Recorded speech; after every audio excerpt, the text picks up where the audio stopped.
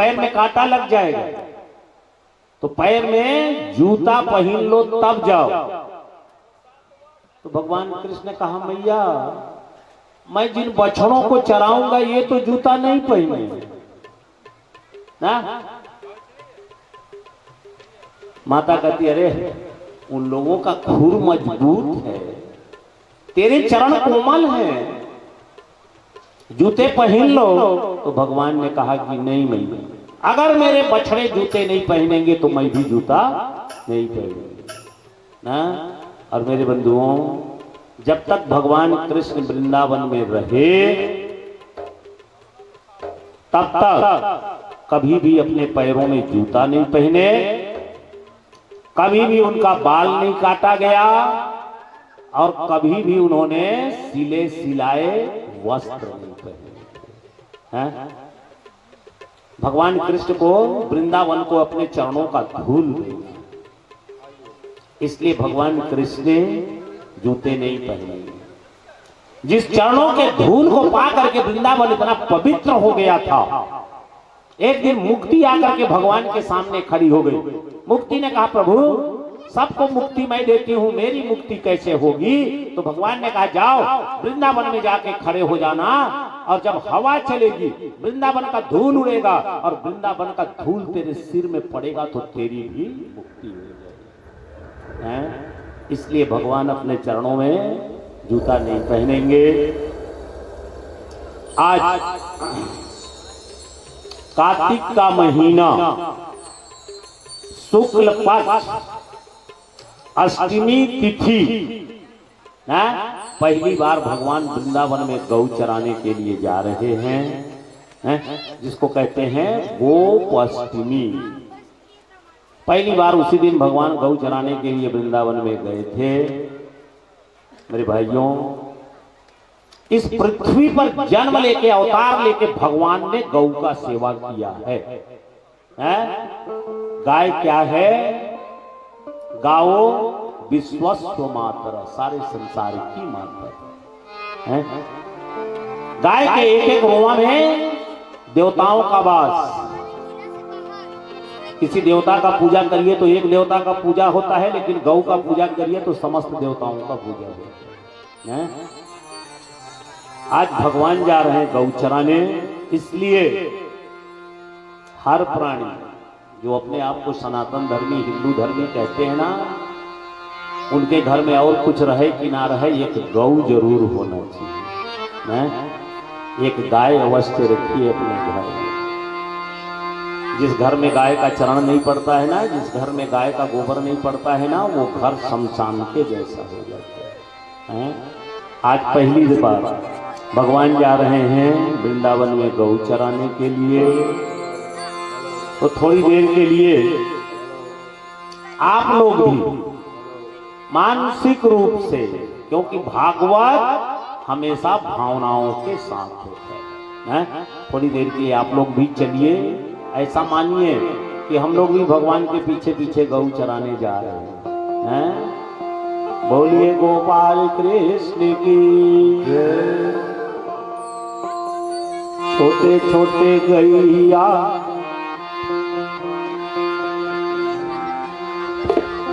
छोटे छोटे गैया छोटे छोटे ग्वाल, छोटो सो है मेरे मदन गोपाल। छोटे छोटे गैया छोटे छोटे ग्वाल, छोटे से है मेरे मदन गोपाल। छोटे छोटे गैया छोटे छोटे ग्वाल, छोटो सो है मेरे मदन गोपाल। छोटे छोटे गैया छोटे छोटे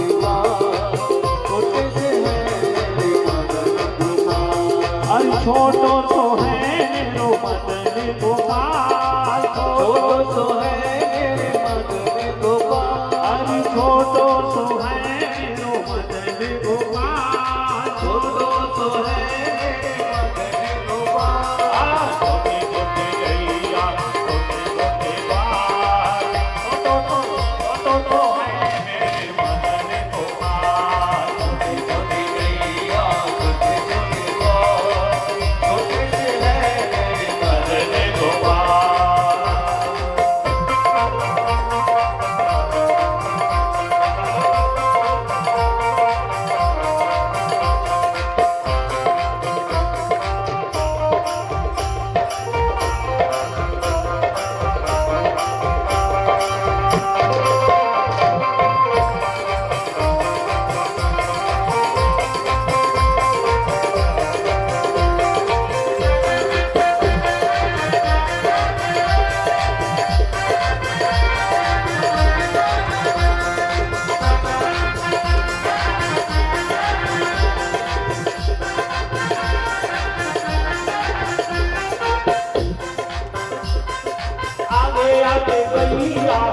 पीछे पीछे बाल, आगे आगे गैया पीछे पीछे बाल, अरे आगे आगे गैया पीछे पीछे बाल, आगे आगे गैया पीछे पीछे बाल, बीच में है मेरो मदन गोपाल, बीच में है मेरे मदन गोपाल, जपे जपे गैया जपे जपे बाल, छोटो तो है मेरे मदन गोपाल, जपे जपे गैया जपे जपे बाल, छोटे से है मेरे मदन गोपाल।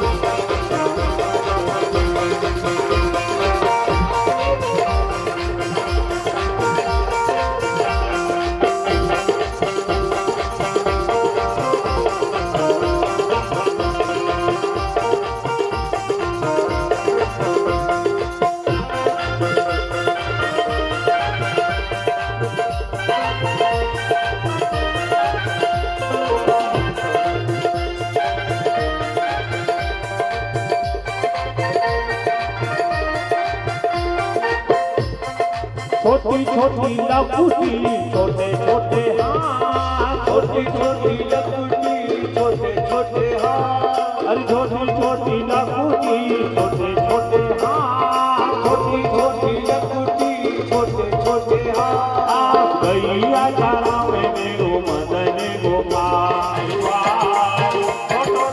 छोटो तो है मेरे मदन गोपाल, छोटी छोटी गैया छोटी छोटी छोटे से है मेरे मदन गोपाल।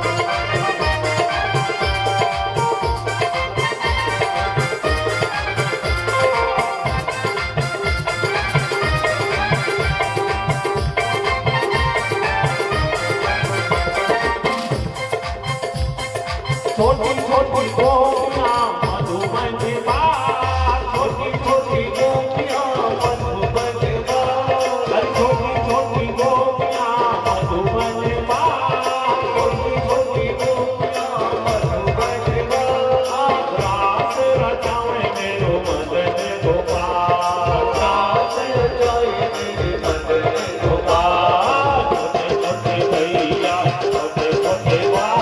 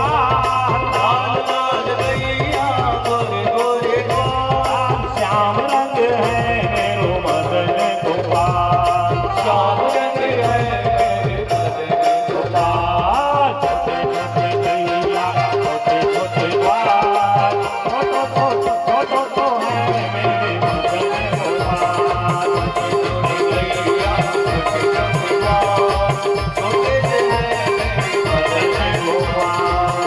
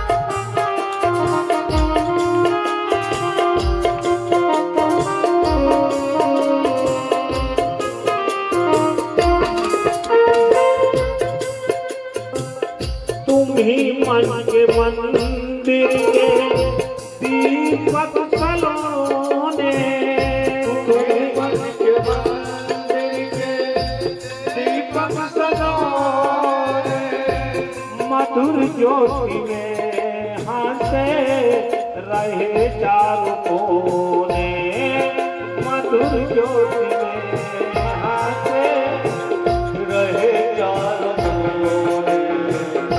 हर सांस आती है दीपक जलाने, हर सांस दीपक जलाने, तुम ही हो अंधेरे क्षणों के सवेरे, तुम ही हो अंधेरे क्षणों के सवेरे, तुम ही देवता हो, तुम ही नीत मेरे,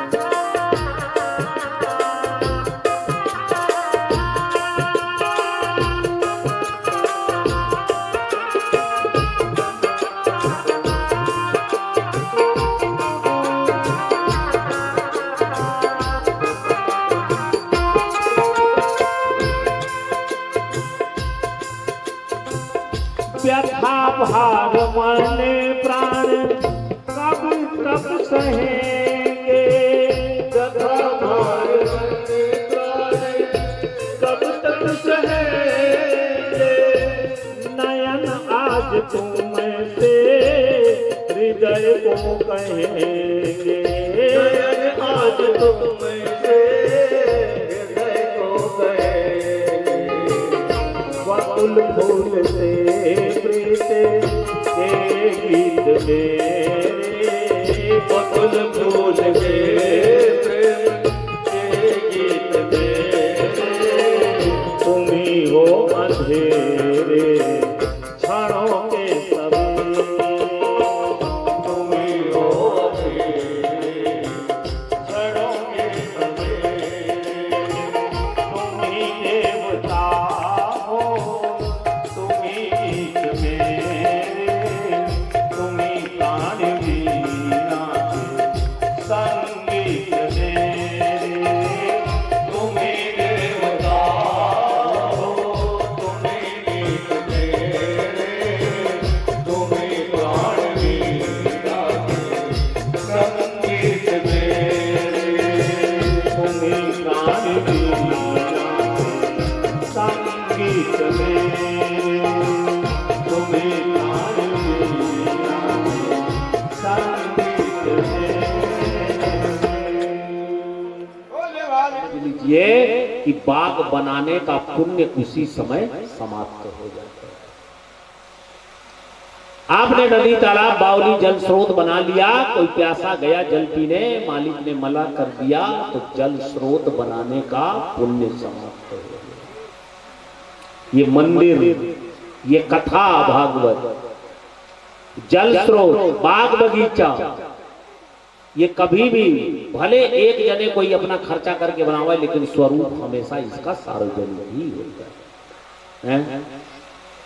ऐसा जब कहे तो श्री रामा ने कहा भैया आप कहते कुछ और है, दिखता कुछ और है। भगवान ने कहा क्या दिखाई दे रहा है? कहे सामने देखिए तालबन, ये तालबन, इस तालबन में फलानि तत्र भूरिणी पतंती पतितानि च संते कृत्वा अवरुद्धानि धेनुकेन दुरात्मना। इसमें बड़े बड़े ताल के फल गिरते हैं, हमारी इच्छा होती है जाके खाएं, लेकिन हम जाके वहां खा नहीं सकते। वहां धेनुकासुर नाम का एक दैत्य रहता है और वो किसी को जाने नहीं देता। तो भगवान ने कहा कि क्या उतना फल वो अकेले खाता है? नहीं, अकेले तो नहीं खाता है, पर किसी को खाने नहीं देता है। सो अति वीर्यो हे राम हे कृष्ण खर रूपा धृक, वो बड़ा बलवान है, खर रूप गधे के वेश में रहता है और किसी को वहां जाने नहीं देता। भगवान ने विचार किया अच्छा तभी वो गधा है ना? संसार में न तो जो कोई खाए न तो दूसरे को खाने दे, केवल इकट्ठा करके रखते जाए, वही गधा है ना? इसीलिए वो गधे के वेश में रहते। भगवान ने आज बलराम जी से कहा भैया थोड़ा आज आप आगे आगे तो चलिए। बलराम जी आगे आगे, समस्त गोप बालक पीछे पीछे पहुंच गए तालबन में। बलराम जी बल के सागर वृक्षों को पकड़ के हिला दिए, पके पके ताल फल गिर गए। भगवान कृष्ण ने इशारा किया, गोप बालक उठा के खाने लगे। धेनुकासुर देखा आज तक किसी की हिम्मत नहीं, कौन आया? बड़ा क्रोध करके आया, अपने पीछे दोनों पैर एक साथ बलराम जी के छाती में चला दिया। बलराम जी ने दोनों पैर पकड़ा, घुमाया और घुमाने के बाद एक वृक्ष के जड़ में पटक दिया। पटकते के साथ वो मारा जाता है। भगवान कृष्ण ने कहा श्रीदामा बोल, तेरा शिकायत दूर हो गया कि नहीं? अब जब मन तब आओ, जब मन तब ताल फल खाओ। तो श्रीरामा क्या कहते हैं कि अभी आधा दूर हुआ, आधा बाकी है। ये आधा क्या बाकी? तो कहे वो काली नाग, उस काली नाग ने भी तो काली दह में अपना अधिकार बना के रखा है। हमारी गाय अगर जल पीने जाए भूल से भी तो जल पी के मर गए, तो भगवान के भैया उसको अब दूसरे दिन के लिए रखो ना, आज के लिए नहीं। मेरे बंधुओं, समस्त दैत्यों को स्वयं भगवान ने अपने हाथ से मारा था, उनको मुक्ति दिया था, लेकिन आज धेनुकासुर को नहीं मारा ना, धेनुकासुर को बलराम जी ने मारा। क्यों? इसलिए कि प्रहलाद के पुत्र विरोचन, विरोचन के पुत्र बलि, बलि के पुत्र थे बाणासुर, और बाणासुर का पुत्र था ये धेनुकासुर। और भगवान ने अपने भक्त प्रहलाद से कहा था कि आज के बाद आपके वंश के किसी को भी मैं अपने हाथ से नहीं मारूंगा। इसलिए धेनुकासुर को बलराम जी ने मारा। मेरे बंधुओं, अब 2-4 दिन बीतता है। एक दिन बड़े सवेरे भगवान कृष्ण गए बलराम जी के पास और जाकर के कहते, भैया आज तो आप गौ चराने नहीं जाएंगे ना? क्यों? आज आपका जन्मदिन है भैया। तो फिर गाय चराएगा कौन? मैं चराऊंगा। लाला अकेले नहीं चरा पाओगे ना। नहीं भैया, आज आप नहीं जाएंगे, और जितने भैया हैं सब लोग तो मदद करते हैं ना, मैं चराऊंगा।